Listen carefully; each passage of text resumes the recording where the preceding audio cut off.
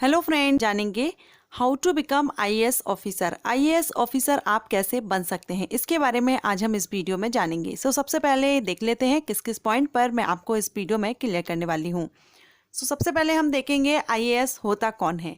इसके बाद IAS officer बनने के लिए आपके पास क्या एलिजिबिलिटी होनी चाहिए, क्वालिफिकेशन क्या होनी चाहिए, आपकी एज लिमिट क्या है, कैटेगरीज वाइज या अटेम्प्ट्स कितने हैं, कैटेगरीज वाइज आपको कितने अटेम्प्ट्स मिलते हैं, आप कितने बार इसका एग्ज़ाम दे सकते हैं, कौन सा एग्ज़ाम आपको देना होगा अगर आप आईएएस ऑफिसर बनना चाहते हैं, इसके लिए सिलेक्शन प्रोसीजर क्या है और आफ्टर 12th आपको क्या करना चाहिए अगर आप आईएएस ऑफिसर बनना चाहते हैं। ये सारे पॉइंट्स हैं जिस पर मैं आपको इस वीडियो में एक्सप्लेन करूंगी। वीडियो को एंड तक जरूर देखिएगा। वीडियो स्टार्ट करने से पहले अगर आप चैनल पर फर्स्ट टाइम विजिट कर रहे हैं तो चैनल को सब्सक्राइब कर लीजिएगा और बेल आइकन को प्रेस कर लीजिएगा ताकि नोटिफिकेशन आपको टाइम से मिल सकेगा जब भी मैं कोई न्यू वीडियो अपलोड करूंगी। चलिए अभी हम वीडियो स्टार्ट करते हैं। सबसे पहले हम जानेंगे आईएएस होता कौन है। आईएएस का फुल फॉर्म होता है इंडियन एडमिनिस्ट्रेटिव सर्विस, हिंदी में हम कहेंगे भारतीय प्रशासनिक सेवा। अगर आप आईएएस ऑफिसर बनना चाहते हैं तो इसके लिए हर साल यूपीएससी के द्वारा सिविल सर्विस एग्ज़ाम कंडक्ट कराया जाता है और ये जो एग्ज़ाम है वो आईएएस, आईपीएस, आईएफएस या आईआरएस लेवल की जो भर्ती है उसके लिए ये एग्ज़ाम कंडक्ट कराया जाता है यूपीएससी के द्वारा। आईएएस इंडिया की टॉप गवर्नमेंट जॉब है। हर कोई एक आईएएस ऑफिसर बनना चाहता है, हर स्टूडेंट का सपना है आईएएस ऑफिसर बनना। आईएएस ऑफिसर क्या है, किस पोस्ट पर रहते हैं, तो ये डिस्ट्रिक्ट मजिस्ट्रेट रहते हैं या कलेक्टर, कमिश्नर, जॉइंट सेक्रेटरी जो मंत्रियों के हैं, या अंडर सेक्रेटरी, डिप्टी सेक्रेटरी, ये जो पोस्ट हैं वो आईएएस ऑफिसर को ही दी जाती हैं। इसके अलावा भी कुछ पोस्ट हैं, मैंने यहाँ पर आपको फॉर एग्जाम्पल के लिए कुछ ही पोस्ट यहाँ पर बताई हैं। ये आईएएस ऑफिसर रहते हैं। अब हम जानते हैं आईएएस ऑफिसर बनने के लिए एलिजिबिलिटी क्या होनी चाहिए। अगर आप आईएएस ऑफिसर बनना चाहते हैं तो इसके लिए आपका भारतीय नागरिक होना जरूरी है। आईएएस एंड आईपीएस ऑफिसर बनने के लिए आपका इंडियन सिटीजन होना जरूरी है। साथ ही आपकी क्वालिफिकेशन अगर देखें तो क्वालिफिकेशन में आपका ग्रेजुएशन जरूरी है। ये जो पोस्ट रहती हैं, ये जो भर्तियां की जाती हैं आईएएस, आईपीएस, आईएफएस, आईआरएस, इस लेवल की जो भर्तियां हैं इसमें आपका ग्रेजुएशन जरूरी है, क्योंकि ये जो एग्ज़ाम हैं, जो भर्ती हैं वो यूपीएससी के द्वारा किए जाते हैं और यूपीएससी के द्वारा जो exam civil service exam conduct कराया जाता है उसके लिए आपका मिनिमम क्वालिफिकेशन ग्रेजुएशन होना जरूरी है। तो अगर आप आईएएस ऑफिसर बनना चाहते हैं सबसे पहले आपका ग्रेजुएशन कर लेना चाहिए। ग्रेजुएशन आपका ज़रूरी है, तभी आप ये एग्ज़ाम दे सकेंगे। अब हम एज लिमिट अगर देखें तो कैटेगरीज वाइज यहाँ पर जनरल कैटेगरीज से अगर आप बिलोंग करते हैं तो आपका मिनिमम 21 एंड मैक्सिमम 32 साल है। 21 से 32 साल तक आप इसके एग्ज़ाम दे सकते हैं। ओबीसी कैटेगरीज के लिए यहाँ पर 21 से 35 साल है एंड एससी एसटी कैटेगरीज से अगर आप बिलोंग करते हैं तो आप 21 से 37 साल तक एग्ज़ाम दे सकते हैं। ये यहाँ पर कैटेगरीज वाइज एज लिमिट है। अब हम जानेंगे आपको कौन सा एग्ज़ाम देना होता है। तो मैं पहले भी आपको बता चुकी हूँ वीडियो में, यूपीएससी के द्वारा, यूनियन पब्लिक सर्विस कमीशन के द्वारा सिविल सर्विस एग्ज़ाम कंडक्ट कराया जाता है। अगर आप आईएएस ऑफिसर बनना चाहते हैं तो आपको ये एग्ज़ाम देना होगा। सिविल सर्विस एग्ज़ाम जो रहता है यूपीएससी के द्वारा कंडक्ट कराया जाता है, उसका जो सिलेक्शन प्रोसीजर है 3 स्टेप में रहता है। Pre exam, main exam and interview. ये हम सभी जानते हैं। जो आईपीएस, आईएएस या आईएफएस, आईआरएस बनने के लिए आपको ये 3 स्टेप से गुजरना होता है। इसके बाद ट्रेनिंग दी जाती है। यहाँ पर अगर हम प्री एग्ज़ाम में देखें तो प्री एग्ज़ाम में 2 पेपर होते हैं, जिसमें आपका एक जनरल स्टडी का रहेगा और एक रहेगा आपका सीसेट। सीसेट आपका क्वालिफाइंग रहता है जिसमें 80 क्वेश्चन आते हैं। इसके मार्क आपके ऐड नहीं होते हैं मेंस के लिए, लेकिन जो जनरल स्टडीज़ का है उसमें 100 क्वेश्चन रहेंगे और इसके आपके मार्क्स काउंट किए जाएंगे। इसी के बेस पर आप आगे मेंस एग्ज़ाम दे सकेंगे। अब हम देखते हैं मेंस एग्ज़ाम में टोटल 9 पेपर होते हैं और टोटल 9 पेपर में से 2 जो पेपर रहते हैं वो लैंग्वेज के पेपर रहते हैं, लैंग्वेजेस के रहते हैं, जिसमें आप एक इंग्लिश का रहता है और एक आपकी जो लोकल लैंग्वेज है उसका रहता है। ये जो 2 पेपर हैं ये भी क्वालिफाइंग रहते हैं, मार्क्स इसके ऐड नहीं होते, लेकिन बाकी के जो पेपर रहते हैं उनके मार्क्स ऐड होते हैं। जैसे कि उसमें एक ऐसे रहता है, 4 पेपर आपके जनरल स्टडीज़ के रहते हैं और 2 आपके ऑप्शनल रहते हैं। इस तरह से आपके टोटल 9 रहते हैं। उसके बाद आपका इंटरव्यू होता है।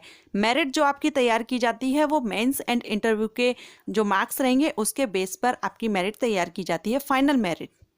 यहाँ पर मैं आपको ये शॉर्ट में ही बताई हूँ। अगर आप इसके बारे में सिलेबस के बारे में जानना चाहते हैं, किस तरह के क्वेश्चंस आते हैं, किस किस टाइप से क्वेश्चन किए जाते हैं या ऑप्शनल सब्जेक्ट क्या रहते हैं, ये सारी जानकारी मैंने इसके पहले वीडियो अपलोड किए हुए हैं। आईपीएस ऑफिसर, आईएफएस ऑफिसर या आईआरएस ऑफिसर कैसे बने।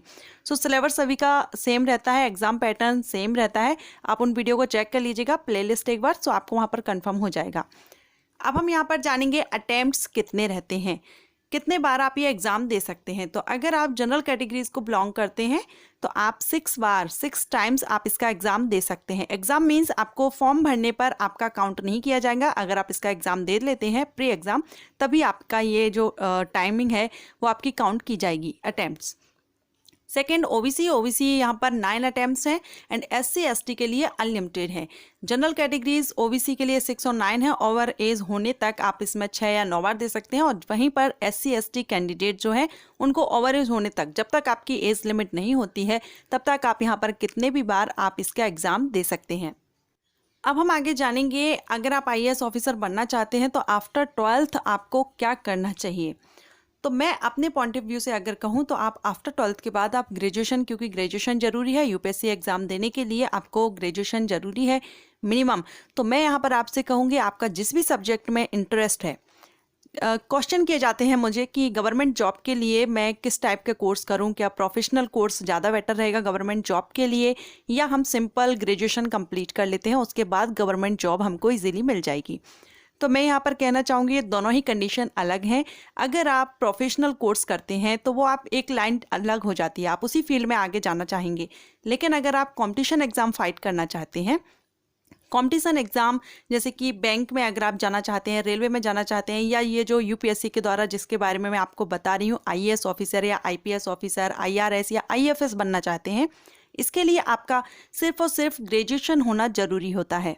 आप किसी भी स्ट्रीम से, किसी भी सब्जेक्ट से आपने ग्रेजुएशन कंप्लीट कर लिया है, कितनी भी परसेंट हो, बस आपका ग्रेजुएशन कंप्लीट होना चाहिए तो आप ये एग्ज़ाम दे सकते हैं। तो अगर आप कॉम्पिटिशन एग्ज़ाम की तैयारी कर रहे हैं, आपका एम है कॉम्पिटिशन एग्ज़ाम देना, आप कॉम्पिटिशन एग्ज़ाम फाइट करना चाहते हैं, तो आप अपना सिंपल ग्रेजुएशन कर लीजिए, बीए, बीएससी या बीकॉम, जिसमें भी आपका इंटरेस्ट है आप वो कोर्स चूज़ कर लीजिए।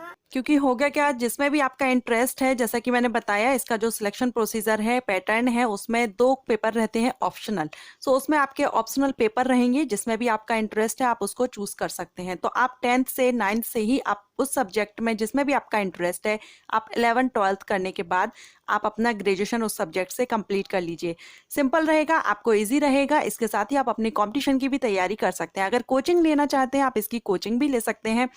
कोचिंग आप अगर जैसे ज़्यादा खर्चा नहीं करना चाहते हैं तो मेरा ये सजेशन रहेगा आप 1 साल की कोचिंग ले लीजिए। कोचिंग लेने के साथ आपके नोट्स कंप्लीट हो जाते हैं। उसके साथ ही इसका जो मेन टॉपिक रहता है, मेन सब्जेक्ट जो रहता है, फोकस जिस पर किया जाता है वो है करंट अफेयर्स। करंट अफेयर्स से इसमें क्वेश्चन किए जाते हैं। तो करंट अफेयर्स के लिए आप न्यूज़ चैनल देखिए, न्यूज़पेपर पढ़िए, नोट्स आपके पास रहेंगे, उसको स्टडी करते रहिए। कुछ मैगजीन्स आती हैं, न्यूज़पेपर्स हैं, उसके साथ आप अपना करंट अफेयर्स को स्ट्रॉन्ग कीजिए। आप इसके लिए कोचिंग ले सकते हैं और कोचिंग आप अपने ग्रेजुएशन के साथ कर सकते हैं। अगर आप कोई प्रोफेशनल कोर्स चूज़ करते हैं तो उसमें आपका सिंपल जो ग्रेजुएशन कोर्स रहते हैं उसके कंपैरिजन में आपको ज़्यादा हार्डवर्क रहता है, ज़्यादा टाइमिंग देनी पड़ती है।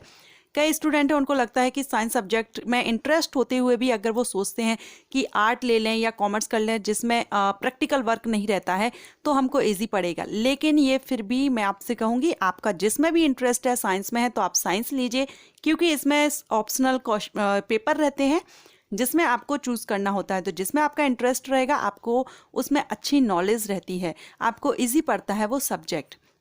सो आफ्टर 12th आप अपना सिंपल ग्रेजुएशन कीजिए जिसमें आपका खर्चा कम रहता है, आपको टाइमिंग भी मिलता है और आप अपनी कंपटीशन की भी तैयारी ग्रेजुएशन के साथ में कर सकते हैं। इनफैक्ट आप ग्रेजुएशन के फाइनल ईयर में हैं तब भी आप इसका एग्ज़ाम दे सकते हैं। सो फ्रेंड्स, ये थी जानकारी आईएएस ऑफिसर बनने के बारे में। आप किस तरह से आईएएस ऑफिसर बन सकते हैं, आफ्टर 12th आपको क्या करना होगा, कौन से सब्जेक्ट चूज करने हैं, पूरी प्रोसेस क्या रहेगी, सारी जानकारी मैंने आपको इस वीडियो में दी। आशा करती हूँ आपको ये वीडियो पसंद आया हो। अगर हेल्पफुल रहा है तो वीडियो को लाइक कर लीजिएगा, चैनल को सब्सक्राइब करके बेल आइकन को प्रेस कर लीजिएगा ताकि नोटिफिकेशन टाइम से मिल सकेगा। Thank you.